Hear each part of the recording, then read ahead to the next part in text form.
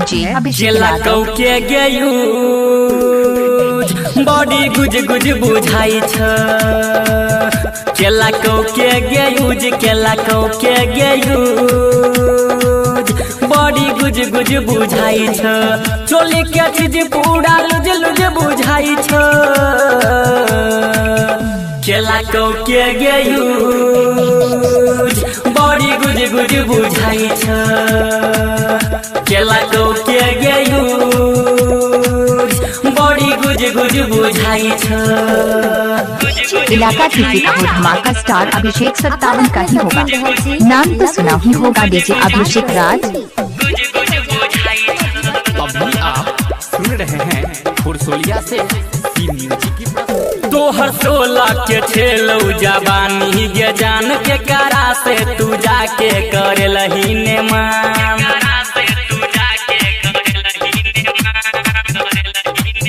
तोहर 16 के छेलौ जवानी गे जान के करा से तू जाके करे लही ने मन। के ला जवानी के बेकार खा के छौड़ा भेलो फरार। पूछतौ नहीं गे तोरा की और रही जेबे गे तू कुमार।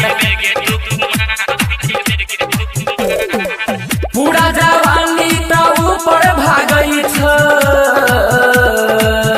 केला के गेयूज बॉडी गुज गुज बुझाई छ। केला के गेयूज बॉडी गुज गुज बुझाई छ। Presented by star Saroj 57। Presented by lovely films entertainment.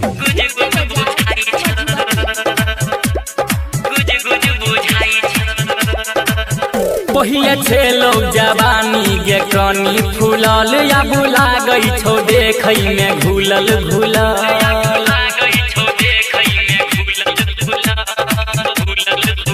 पहिले छेलौ जवानी गे कनी फूलल या बुला गई छो देखै में घुलल घुलल। माथ पीटे छो सब छौड़ा कहन के ललको गे तोरा। हमरा त लाग्या 1 2 3 10 गो केलको गे तोरा।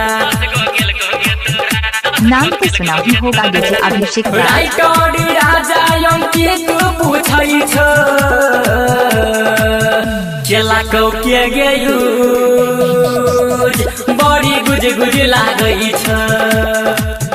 केला के गेयूज बॉडी गुज गुज लागै छ।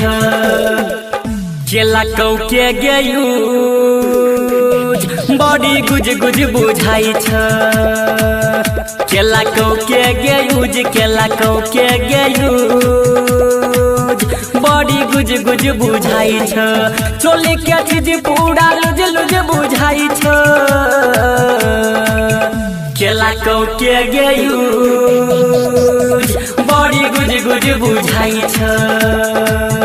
केला के गेयूज बॉडी गुज गुज बुझाई छ। अभिषेक राज।